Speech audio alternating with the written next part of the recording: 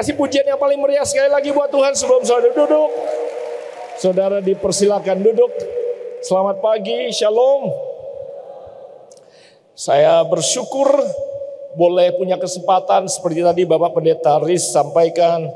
Dari sejak awal saudara punya visi, sejak awal gedung ini belum ada, kita membayangkan apa yang Tuhan ingin percayakan bagi saudara. Dan saya nggak tahu saudara masih ingat apa yang Tuhan sampaikan tahun lalu.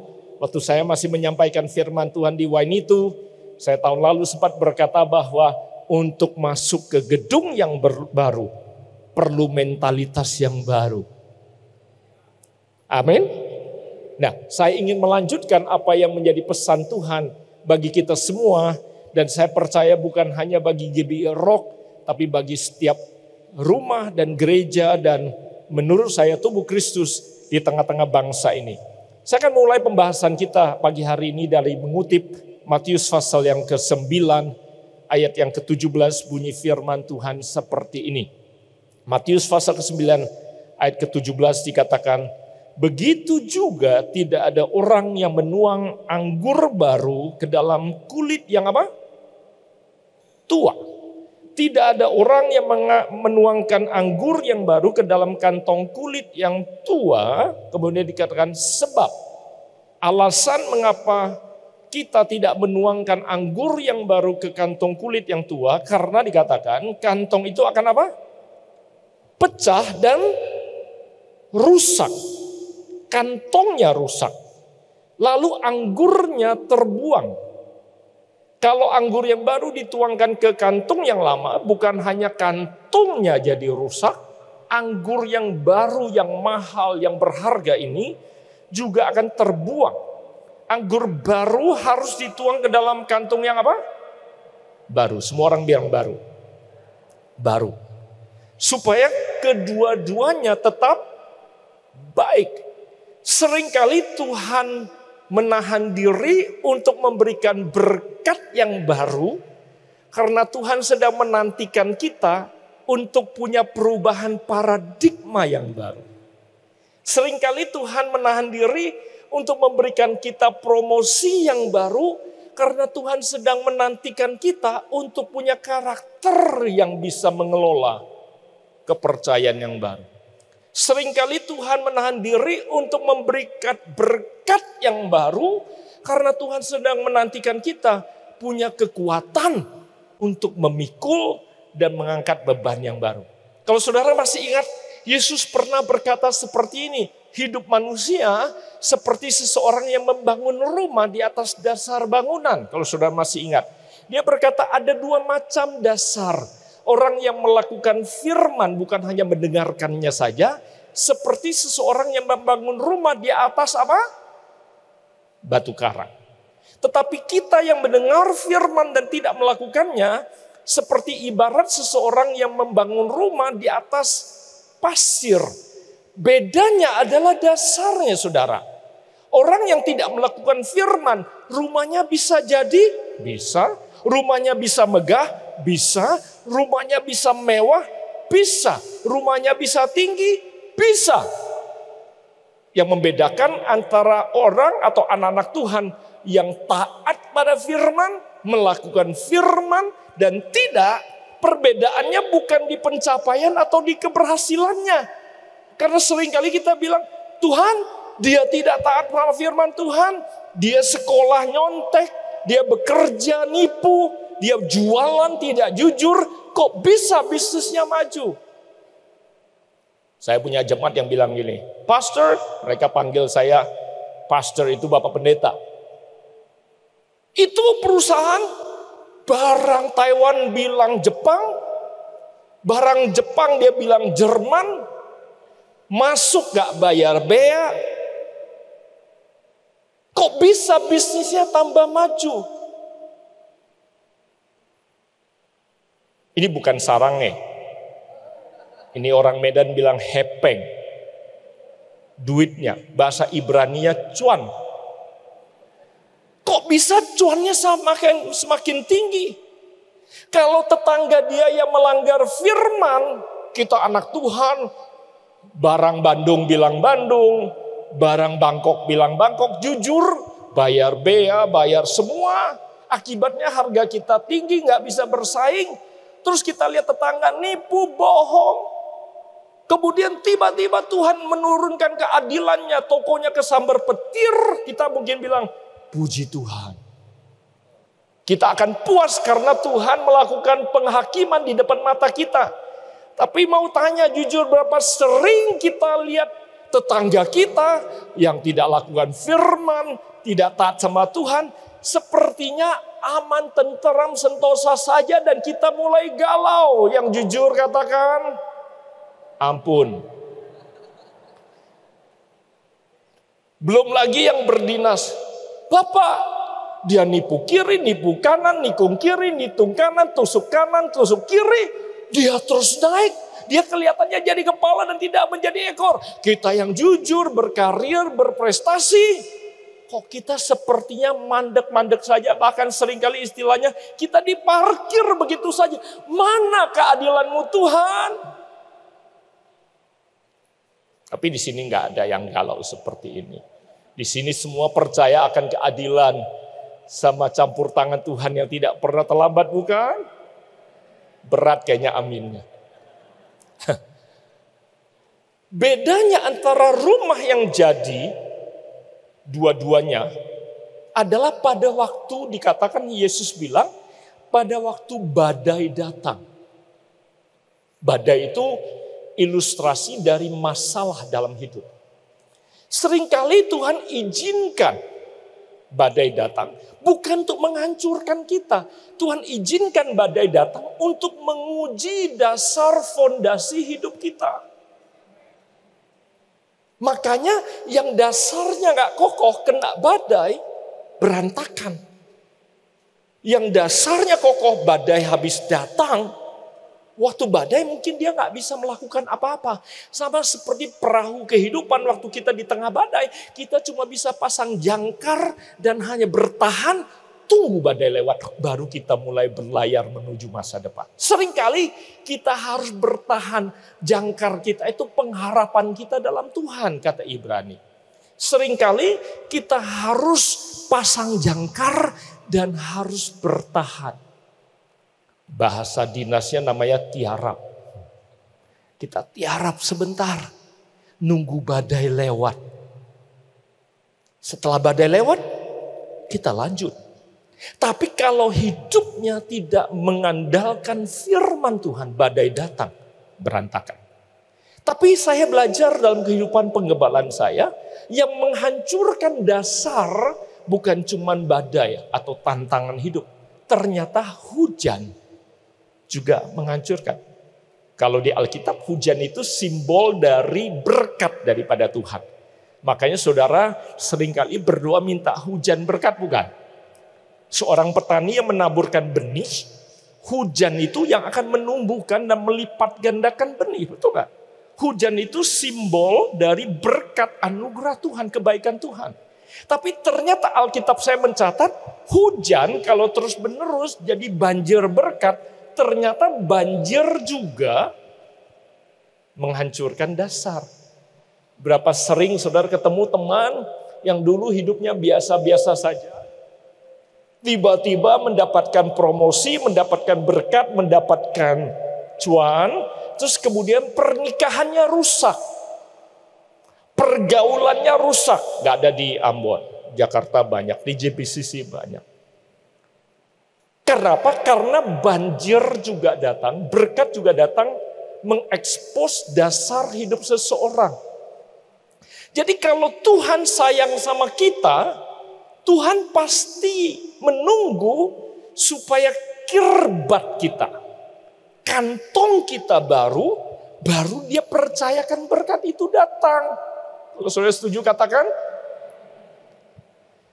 Saya tahun lalu waktu saya datang, saya berkata sama saudara-saudara semua di wine itu, Tuhan sudah sediakan, Tuhan siap melakukan apa yang mata belum pernah lihat, telinga belum pernah dengar, bahkan hati saudara belum menangkapnya.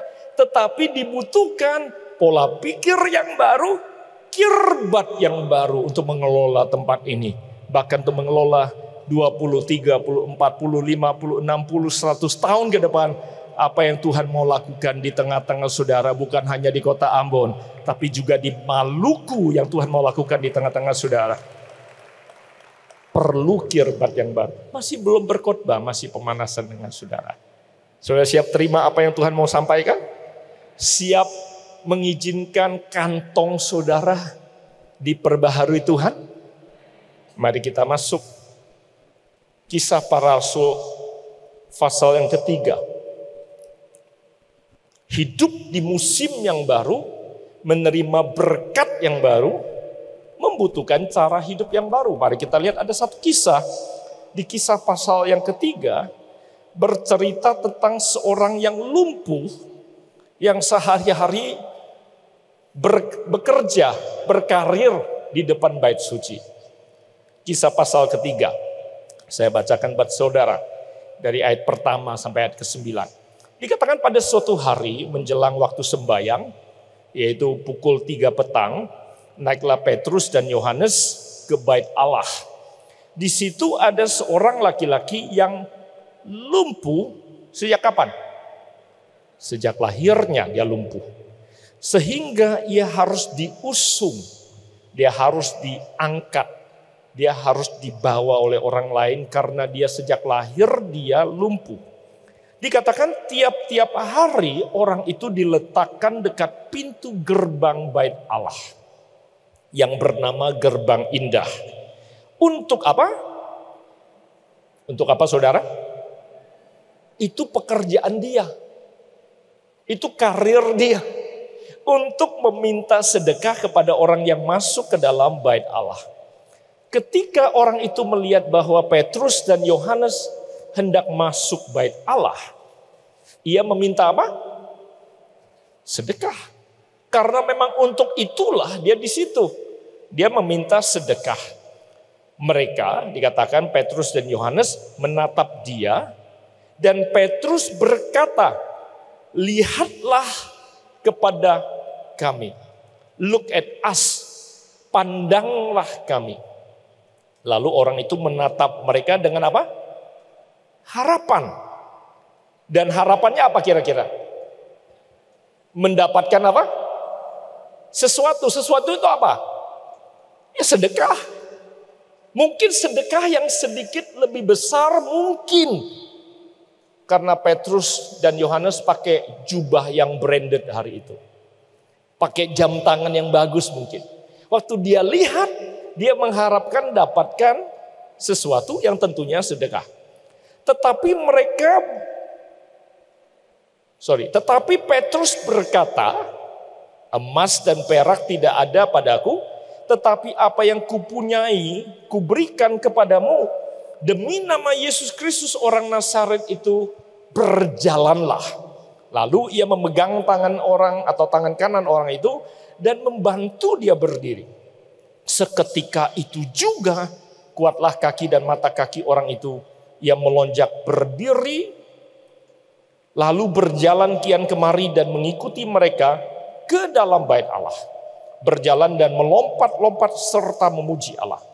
Seluruh rakyat itu melihat dia berjalan sambil memuji Allah.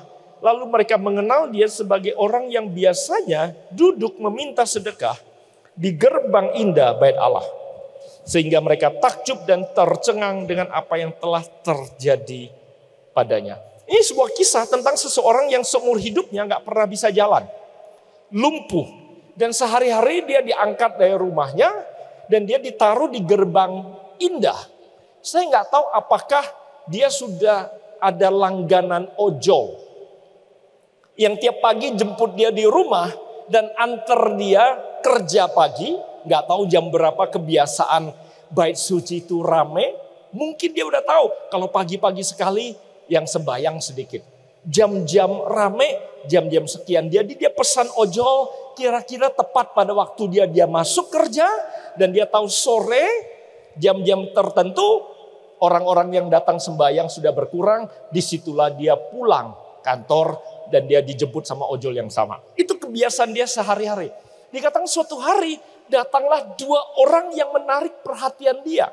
Gak ada catatan apakah karena penampilannya, Apakah karena pakaiannya atau karena protokol yang menyertai dua orang rasul ini menyebabkan dia menarik perhatian. Kita tidak tahu. Yang pasti karena kerjaan dia meminta sedekah, dia langsung menarik perhatian dua orang ini dan dia mengharapkan sesuatu. Tapi menarik sekali, Petrus berkata, emas dan perak tidak aku punya. Karena Petrus tahu apa yang dia harapkan. Yang Petrus berikan bukan sesuatu yang dia harapkan.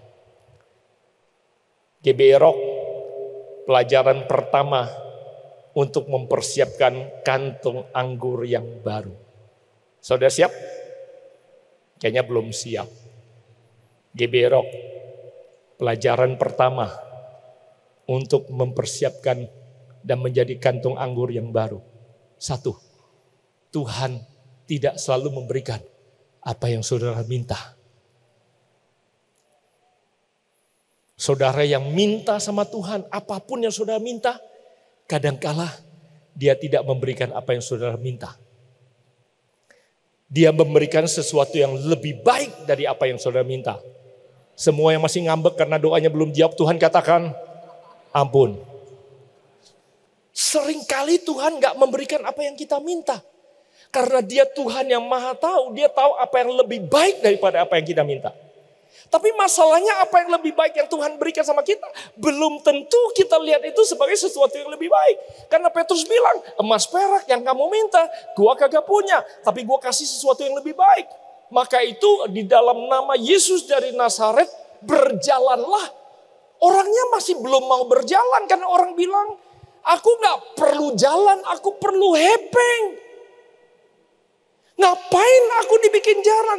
Seumur hidup aku gak pernah jalan, aku gak kepengen jalan, mungkin aku gak merasa aku perlu jalan. Jangan kasih apa yang aku gak minta. Kasihlah yang apa yang aku pikirkan aku perlukan. Berapa banyak yang percaya Tuhan lebih tahu apa yang saudara butuhkan. Tuhan gak jawab, saudara minta gak jawab. Mampukah saudara percaya bahwa dia tahu yang lebih baik daripada apa yang saudara minta? Karena itu adalah cara dia mempersiapkan kita untuk punya hati yang baru, kantong yang baru, cara hidup yang baru, bangun fondasi yang baru. Supaya pada waktu berkat itu datang, bangunan kita kokoh dan tidak hancur berantakan. Saudara bayangkan, dia gak mau bangun, Petrus tarik. Saya rasa ini bukan karena Petrus lagi melangkah dalam iman. Petrus bilang, bangun. Dia mungkin di dalam lagi duduk di situ cuma lihat, ini orang ngapain ya rese amat suruh gue bangun. Gue gak kepengen bangun. Gue seumur hidup gak pernah bisa bangun tahu. Petrus gak sabar, Petrus tarik dia. Dan yang bikin orang ini terkejut, dan kalau saudara baca, cukup lama antara dia takjub, dia kaget, dia bingung, dia punya kekuatan, sampai akhirnya dia lompat-lompat. Ayat kita memang cuma satu ayat. Di kejadian sebenarnya berapa menit kita nggak tahu. Dia perlu waktu untuk menyadari bahwa wow, aku sekarang mampu melakukan apa yang nggak pernah aku mampu lakukan. Perlu waktu untuk dia mencerna kuasa Tuhan yang bekerja. Yang lebih menarik lagi, pada waktu dia kemudian mulai bisa berjalan, Alkitab saya berkata dia masuk ke dalam bait suci bagian yang belum pernah dia lihat sebelumnya. Selama ini dia cuma di pintu gerbang, gak pernah lihat kemuliaan Allah di dalam. Dia hanya punya jatah mengalami apa yang ada di halaman saja. Tahukah saudara, seringkali Tuhan menjawab kita tidak memberikan apa yang kita pikir kita butuhkan. Tapi Tuhan memberdayakan kita untuk bisa mendapatkan apa yang kita butuhkan. Dia minta emas, dia minta perak, dia minta uang. Tapi Tuhan bilang, aku gak kasih kamu uang. Tapi aku kasih kamu kekuatan untuk bisa mendapatkan uang. Tuhan memberikan dia kemampuan untuk berdiri, tidak lagi mengandalkan orang lain, tidak membutuhkan orang lain. Tapi dia diberi kemampuan untuk mendapatkan apa yang dia butuhkan sendiri. GBI Rock mungkin yang saudara sedang terima dari Tuhan adalah kemampuan pemberdayaan untuk bisa mengerjakan apa yang saudara akan terima yang datang daripada Tuhan. Gak ada yang semangat kayaknya memang kecuali beberapa orang saja. Karena ada banyak di antara kita yang bilang, Tuhan, so bayangkan ya, dia seumur hidup ini cuma terima bersih. Sekarang Tuhan bilang kamu gak terima bersih, aku kasih kamu kekuatan, kamu mesti bangun. Mulai besok, bukan tunggu ojol. Mulai besok kamu yang pergi kerja. Sudah bayangkan dia seumur hidup gak pernah kerja, karena kerjanya dia adalah ngesot atau tiduran. Berubah dari tangan yang begini, menjadi tangan yang bekerja. Perlu ada perubahan yang sangat besar di situ. Tidak semua orang siap mengalami perubahan yang Tuhan inginkan. Dia mengharapkan belas kasihan. Tuhan memberi kemampuan kepada dia untuk menolong dirinya sendiri. Saudara mau kirbat yang baru? Pertama, bersedia untuk tidak selalu menerima apa yang saudara minta daripada Tuhan. Kedua, membuka diri untuk diberdayakan Tuhan, dimampukan Tuhan untuk melakukan apa yang Tuhan inginkan saudara lakukan. Karena musim yang baru membutuhkan cara hidup yang baru. Karena sebelumnya dia hanya dijemput, dianterin. Sekarang dia mesti bangun sendiri, usaha sendiri, kerja sendiri, berdaya sendiri. Ada banyak hal yang baru yang tidak pernah dia kerjakan sebelumnya. Sekarang dia harus kerjakan. Dan tidak semua orang suka dengan cara hidup yang baru. Tidak semua kita suka. Banyak yang merindukan cara hidup yang lama. Bangsa Israel waktu dikeluarkan dari Mesir, mereka bilang, kita bosan sama tirani kerajaan Mesir, kami ingin merdeka. Tuhan kirim Musa. Baru jalan belum masuk tanah penuh dengan susu dan madu, mereka sudah kangen sama bawang, sama prei, sama cara hidup di Mesir. Makanya seringkali kita dengar, gampang mengeluarkan bangsa Israel dari Mesir, tapi susah banget mengeluarkan mental Mesir dari bangsa Israel. 40 tahun mengeluarkan mentalitas Mesir dari bangsa Israel. Dan ternyata tidak semua orang suka cara hidup yang baru. Bahkan ada orang yang tidak mau saudara berubah. Bukan hanya saudara perlu berubah. Ada banyak orang berusaha menghalangi untuk saudara berubah. Coba bayangkan sekarang teman-teman dia yang angkat dia tiap hari seumur hidup. Mulai besok karena dia sudah bisa jalan, teman-teman dia kehilangan pekerjaan saudara. Halo? Ekosistem dia tiba-tiba bilang, lah kalau lo udah bisa jalan, kita ngapain? Kehilangan job saudara, kehilangan peluang, kehilangan koneksi, kehilangan kesempatan. Kalau saudara mau masuk dalam hidup yang baru, saudara berubah, ketahuilah ada orang-orang yang mungkin tidak suka saudara berubah. Dan mereka berusaha menarik saudara kembali ke cara hidup yang lama. Gak ada di rock. Karena di rock penuh dengan orang-orang yang siap menatap masa depan, siap berubah, siap dengan cara hidup yang baru, siap untuk diberdayakan Tuhan. Sehingga Ambon, Maluku tidak harus selalu tergantung sama di luar. Tapi punya kekuatan yang datang dari dalam karena Tuhan yang hidup ada di dalam kita.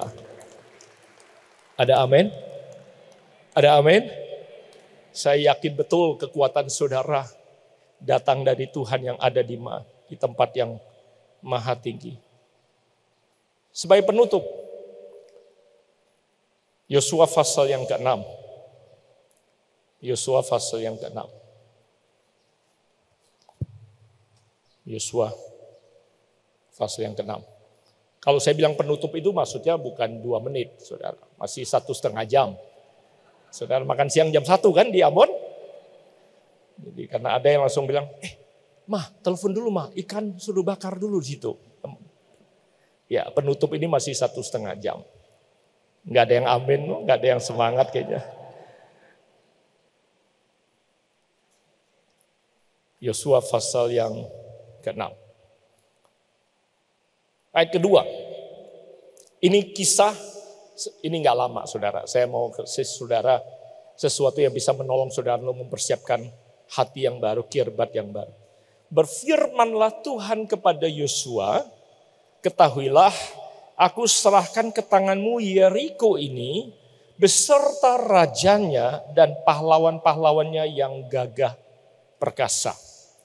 Ini Tuhan berjanji sama Yosua, Tuhan akan menyerahkan Yeriko kepada bangsa Israel. Berapa banyak saudara percaya kalau Tuhan janji, Tuhan pasti menepati janjinya? Setuju? Tuhan gak pernah ingkari janjinya. Dan kita tahu kisah ini, saya boleh minta tim musiknya dulu, boleh. Bahwa di dalam kisah ini tembok Yeriko akhirnya roboh, betul kan? Kita semua sudah tahu dari kisah sekolah minggu.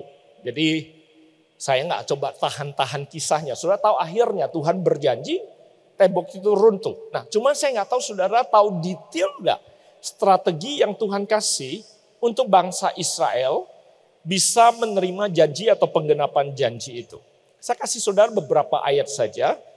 Dan dikatakan dari ayat ketiga, dikatakan, haruslah kamu Yosua mengelilingi kota itu, kota Yeriko, yakni semua prajurit harus mengedari kota itu berapa kali? Sekali saja. Demikianlah harus engkau perbuat 6 hari lamanya. Jadi peraturannya, persyaratannya adalah 1 hari 1 kali temboknya itu harus dikelilingi. 1 hari 1 kali. Lagunya Ed Sheeran ya. Just kidding. 1 hari 1 kali. 6 hari. Berarti total berapa kali mereka sekeliling? 6 kali. Karena 6 hari 1 hari 1 kali. 1 hari 1 kali 6 hari. Dan 7 orang imam harus membawa 7 sangkakala, tanduk domba di depan tabut. Tetapi pada hari yang ke-7, setelah 6 hari masing-masing 1 kali, 7 kali kamu harus mengelilingi kota itu, sedang para imam meniup sangkakala. 6 hari 1 kali, udah 6 kali. Di hari ke-7, 7 kali. Berarti total ada berapa kali Bapak Ibu? 13 kali. Oke, karena di hari ke-7 ada 7 kali harus mengelilingi. Jadi total 13 kali mereka harus mengelilingi tembok itu. Apabila sangkakala tanduk domba itu panjang bunyinya, saya biasanya kerok, saudara sering ada di sini nih, yang saudara tiup. Kalau panjang bunyinya, kamu mendengar bunyi sangkakala itu, maka haruslah seluruh bangsa bersorak dengan sorak yang nyaring, maka tembok kota itu akan apa? Runtuh. Lalu bangsa itu harus memanjatnya masing-masing langsung ke depan. Dia bilang, di kali ke-13 kalau sangkakalanya panjang, kalian semua teriak bareng, maka suara kalian akan meruntuhkan tembok, katakan. Ayat ke-6. Kemudian Yosua bin Nun memanggil para imam dan berkata pada mereka, angkatlah tabut perjanjian itu, dan 7 orang imam harus membawa 7 sangkakala, tanduk domba di depan tabut Tuhan. Dan kepada bangsa itu dikatakannya, ini tambahannya menurut saya. Karena Tuhan gak suruh ini, dia tambahan. Yosua bilang ini, majulah, kelilingilah kota itu dan orang-orang bersenjata harus berjalan di depan tabut Tuhan. Segera sesudah Yosua berkata pada bangsa itu, maka berjalanlah maju ke-7 orang imam yang membawa ke-7 sangkakala tombak tanduk domba itu di hadapan Tuhan. Lalu mereka meniup sangkakala sedang tabut perjanjian Tuhan mengikuti mereka. Saya lompat ke ayat ke-12. Keesokan harinya Yosua bangun pagi-pagi, lalu para imam mengangkat tabut itu. Maka berjalanlah juga ke-7 orang imam dan membawa ke-7 sangkakala itu. Atau maaf, membawa ke-7 sangkakala tanduk domba itu di depan tabut Tuhan.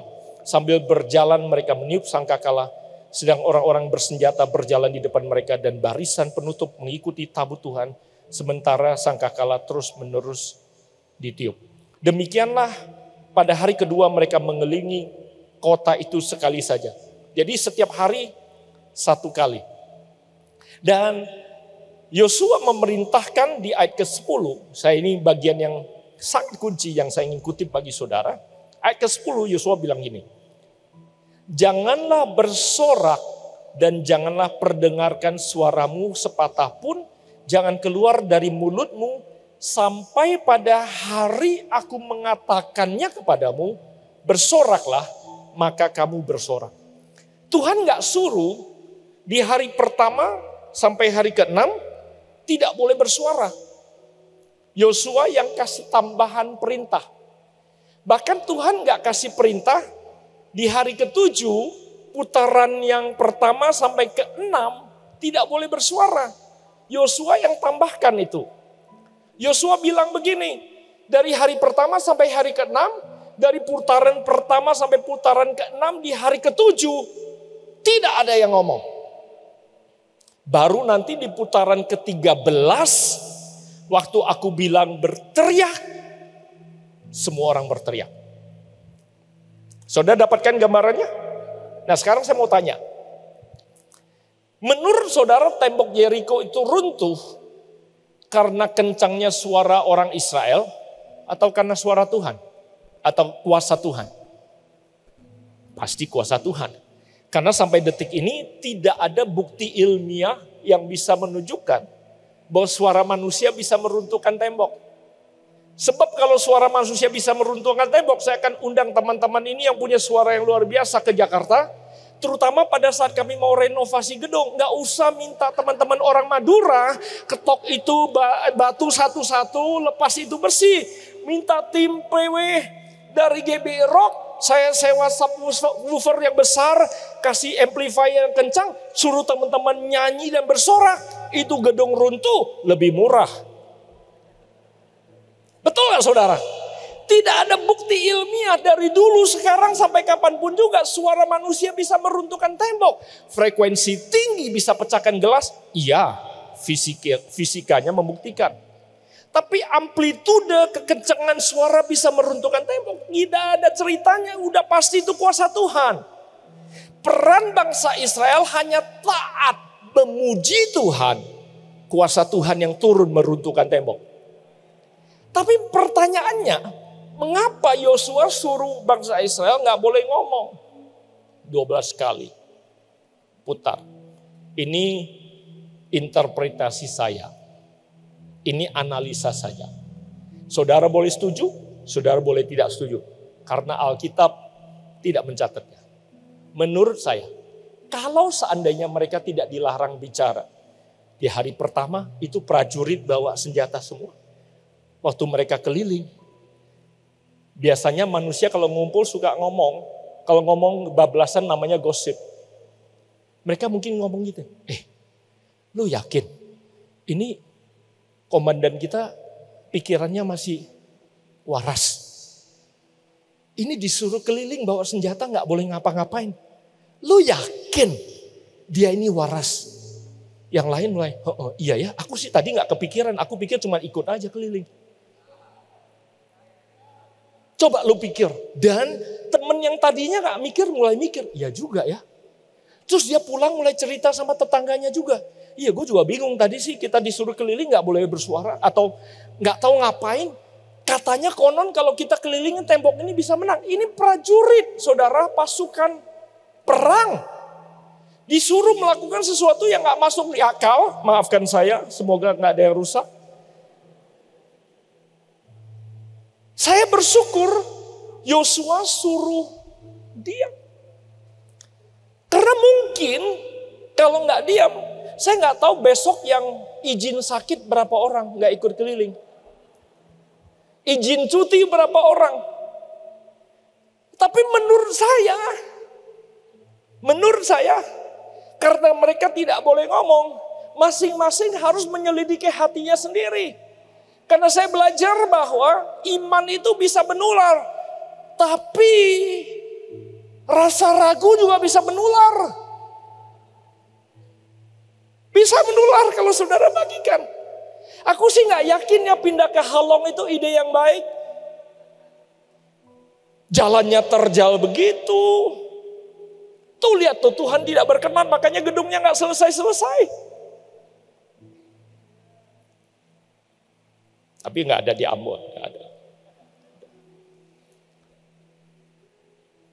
Sebenarnya sampai hari ketujuh, putaran ke-13, kalaupun cuma tinggal Yosua sendiri sama Kaleb, saya nggak tahu berapa banyak yang ikut sih. Ikut mau bodoh, ikut berani percaya sama janji Tuhan. Berani melakukan sesuatu yang konyol, karena tanpa rasa percaya dan taat kepada Tuhan, menurut saya mereka nggak layak untuk mengelola tanah perjanjian, karena mentalnya masih Mesir. Mentalnya masih budak. Untuk keluarkan Mesir dari mereka, Tuhan harus izinkan mereka lewati hal-hal yang konyol. Supaya kalau mereka tahu bahwa yang meruntuhkan tembok, yang memberikan janji, yang memberikan penggenapan itu adalah Dia Elohim. Allah di atas segala Allah. Tuhan di atas segala Tuhan. Yang membuat kau naik dan tidak turun, jadi kepala dan tidak menjadi ekor. Yang memberikan kepercayaan di pundakmu adalah Dia. Betul kita bekerja, kita berusaha, tapi peran kita dibandingkan apa yang Dia hadirkan, gak ada artinya, saudara.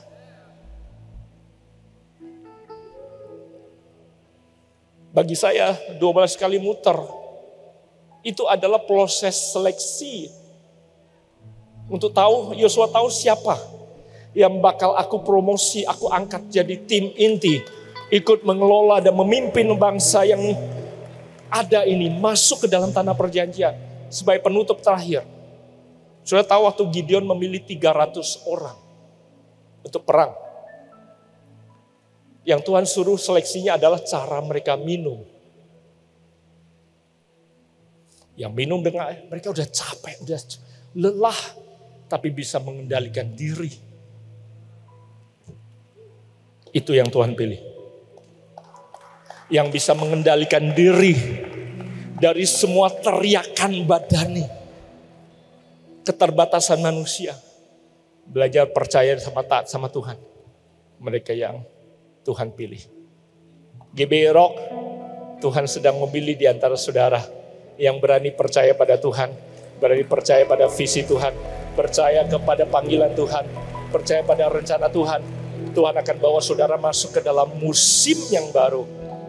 Dipercayakan anggur yang baru. Amin. Saya ingin tutup. Dari tadi mau tutup terus, belum tutup-tutup. Saya akan baca satu ayat saja. Atau satu perikop saja, kemudian saya selesai. Kisah Para Rasul pasal kedua. Kau ini sudah siapkan lagu? Nanti kalian yang nyanyi.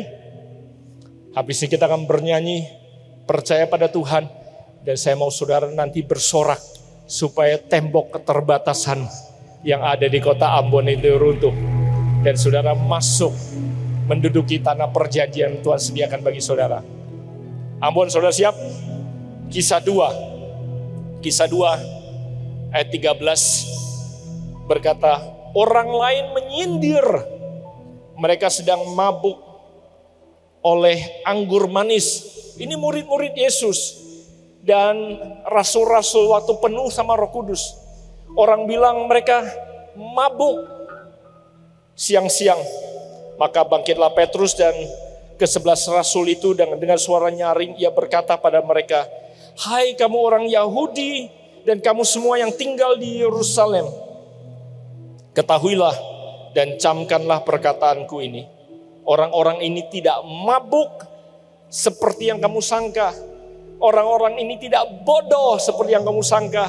Orang-orang ini tidak lupa ingatan. Orang-orang ini tidak gila melakukan apa yang mereka lakukan seperti yang kamu sangka.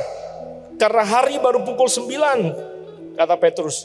Tapi itulah yang difirmankan Allah dengan perantara Nabi Yoel akan terjadi pada hari-hari terakhir. Demikianlah firman Allah bahwa aku akan mencurahkan rohku ke atas semua manusia. Maka anak-anakmu laki-laki dan perempuan akan apa? Bernubuat. Dan taruna-tarunamu akan mendapatkan apa? Penglihatan, visions. Dan orang-orangmu yang tua akan mendapatkan apa? Mimpi, dreams. Juga ke atas hambaku laki-laki dan perempuan akan kucurahkan rohku pada hari-hari itu dan mereka akan bernubuat. Tanda seseorang penuh dengan roh Tuhan adalah mereka akan bernubuat. Nubuatnya tadi itu apa? Perkataan iman akan masa depan. Dan tanda yang lain seseorang penuh dengan roh Tuhan adalah mereka akan mendapatkan visi, visions, gambaran tentang masa depan. Yang muda dapat visi, yang tua dapat apa? Mimpi. Bedanya apa yang tua sama yang muda? Visi datang waktu matanya tidak tidur, mimpi datang waktu matanya tidur. Yang tua perlu lebih banyak tidur, yang muda susah tidur. Makanya yang muda dikasih visi, yang tua dikasih mimpi. Tapi kedua-duanya adalah gambaran tentang masa depan. Gambaran tentang anggur yang baru. Tanda seseorang yang penuh dengan roh Tuhan adalah mereka melihat sesuatu yang ada di depan. Pernikahan yang masih hidup, omongannya pasti bilang gini, "Mah, tahun depan kita ngapain? 10 tahun dari sekarang kita ngapain? Kita ingin lihat anak-anak kita begini. Kita ingin pensiun di sini. Kita ingin punya rumah di sini. Kita ingin bikin ini. Kita akan ubah ini." Orang yang hidup, pernikahan yang hidup, karir yang hidup, organisasi yang hidup, generasi yang hidup, omongannya selalu masa depan.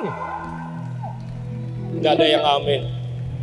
Kalau omongan kita masa lampau, kejayaan masa lampau, seberapapun jayanya di masa lampau, berarti orang itu sudah mati. Karena hanya orang mati yang lihat ke belakang. Orang hidup selalu lihat ke depan. Gereja yang hidup, visinya ke depan. Pemimpin yang hidup, visinya ke depan. Generasi yang hidup, pengharapannya ke... Oh, dulu om sama tante waktu pacaran romantis. Sekarang udah enggak, pernikahan itu udah mati. Dulu gereja kita luar biasa. Di tahun 45 kita bikin ini. Sekarang kita bikin apa om? Ya, kita sera-sera whatever will be, will be. Masih hidup, tapi sudah mati. Diombang-ambingkan oleh arus kehidupan. Tapi kalau generasi yang masih hidup, mereka punya pengharapan, punya visi, punya mimpi, punya pandangan ke depan. Saya bersyukur sedang ada di tengah-tengah bangsa yang hidup, karena bangsa ini sedang menuju generasi emas 2045. Pada saat kita merayakan 100 tahun kemerdekaan, kita bangkit, kita jadi pusat peradaban dunia, kekuatan dunia, dan kita punya masa depan yang lebih baik daripada masa lampau kita, karena kita sedang mengharapkan yang terbaik yang ada di depan kita. Bangsa yang hidup pasti menatap ke depan.